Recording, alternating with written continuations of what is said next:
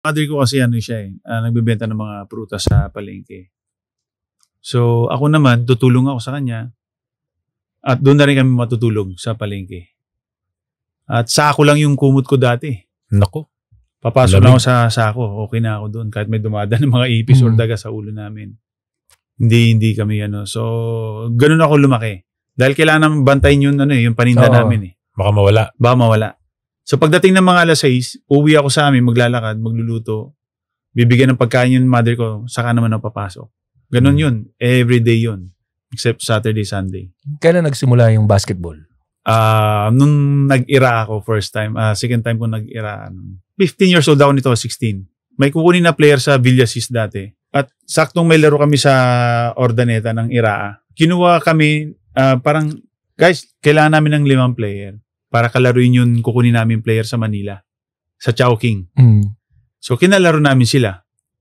Sa warm-up pa lang, dunk na dunk. Kasi lumalaban ako ng track and field dati, hindi talaga basketball. Okay. Tsaka long jump. So, malakas ang tumalon. So, pagdating ng laro, yun, warm-up pa lang, dunk na dunk. Pero hindi pa ako, bano pa rin talaga maglaro ng time na yun. Na-discover ako ni JC Chua.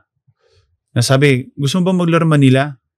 Sige, try ko po. Ngayong gabi mismo. So yun, nagpaalam ako sa mother ko and then sumama ka na. Sumama na ako. Dala ko lang nun. 2 pantalon, 3 brief, 1 shorts, 2 t-shirt, 1 jacket. Yun lang. Yung brief niya hanggang ngayon, nandun pa sa kanila. Yan ang sikreto niya. Bibenta ko kay Boss Toyo yun. Isa sa mga sikreto yan. Bibenta ko yung kay Boss Toyo yun. Ito yung first experience mo, Manila na laro na. Yeah, gano ako. Kasi may binubuo silang PBL. Juniors dati. Ito yung mga kalaban namin sila James Yap tsaka Paul Artadi. So doon ko sila unang nakalaban. So nung unang salpa ko di sa Manila, pinaglaro ako sa Chowking Juniors. PBL Juniors. PBL Juniors. So yun. Tapos doon na tayo nakakita sa RP Youth. Kami naman ng kuya niya. Sila Soto, si Ervin, di ba? Si Ervin. Yun, kasi sabi ko, tatangkad dito mga to. So doon una kami nagkakilala. So matagal na kami actually ni Randall na magkakilala talaga. Bata pa lang kami. Bata pa lang, nirepresentan nyo na yung Pilipinas. Talagang gano'n namin kamahal 16, yung national 17. team. 16, 17. Kamusta naman yung experience yung abroad? Actually, nung una ko itong nakita. Wala ka pang balbas nun long hair wala ka pang balbas siya, long hair. Sino kaya itong kanuna to? Kasi yung puti-puti. Pinido din, Tapos, nagpakulay ka ng buhok nun Kulay blonde. Na long hair? Long hair na blonde. Tapos, nung naglaro na kami sa abroad, first time din namin na, sumakay ng aeroplano. Di ba na? Saya passport. Passport na kami. Tapos, punta kami Doha. Laro tayo dun sa Doha. Hong Kong. Laro din kami Hong Kong. Meron bang memorable na team na nakalaban nyo na natalo nyo o natinalo kayo? Tinalo natin nun, Taipei, India. natalo Taipei, India. Natalo din natin Taipei dati. Japan. Yan. Sinong first 5 nyo pala nito? Sila, magkakapatid. Ranidel. Erwin, yan, sila. Si yan taga yun sa Binilj, yun sa Christian Coronel ang point guard Meron pang yung isa. Shooter din natin, magaling. Si Patrick Chongko ang shooter. Chongko. Tapos si MC Caceres nandun din. Si Ervin, si Mark Kong. Ronnie Sagala. Si Rolly Minor.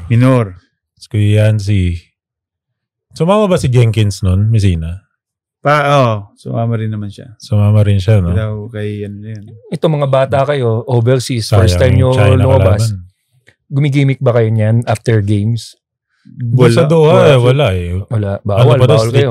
Ang gimmick namin, pasyal. Kasi wala namang kaming pera wala ba? Wala. I mean, hindi kami, wala kaming sweldo rito. Swerte na kung bibigyan ka ng allowance. Pero ang sa amin lang, laro at saka makapasyal, okay na. Tsaka bigyan kami ng pagkain. Siguro konting lang, mga magkano lang. Wala, hindi kami abot ng $100 dati. Actually, kahit nitong gilas na kami, wala naman kaming sweldo dun kami ni Naping. Wala kaming sweldo dun. Nung panahon natin, wala po kaming natatanggap na sweldo. Wala. Kahit ni piso, wala kaming natatanggap. Masaya na kami Nung hindi pa line up to masaya kami nung in-invite kami. Invitation pa lang. Invitation pa lang, sobrang saya na kami. Hindi pa naman kami sure na pasok kami sa lineup kasi ilan yung in-invite nung time na yun? 24. Kami, mapunta lang kami doon. Makasama lang namin 24 players na to na napili kami sa lahat ng mga players na naglalaro ngayon. Masaya na kami, proud na kami. At saka, siyempre, Pilipinas Oo. Hindi naman yung Pingris or Randall De Campos sa likod na ang titingnan dyan, kundi sa harap, sa dibdib, yung puso nga, yung Pilipinas. Buong bansa na yung... And then, nung napasok kami, bigay talaga namin best namin. Sobrang saya kasi yung time na yun, tinawagan ako ng daddy ko na papunta kami ng France noon. Pero na-line up ako, kinausap ko yung dad ko na, Dad, baka pwedeng i-cancel ko yung punta na bakasyon namin dyan. Kasi, kailangan na-invite ako sa national team at saka parang nakuha ako. So, sabi ng dad ko, sige, go. Thank you for watching Balyahan with GB and RDO, powered by Sports Plus, the official gaming partner of the Philippine Olympic Committee. Kung nagustuhan mo ang napanood mo, here's some more videos. Huwag mo rin kalimutang mag-like, comment at subscribe para lagi kang first dibs sa bagong videos ng Balyahan.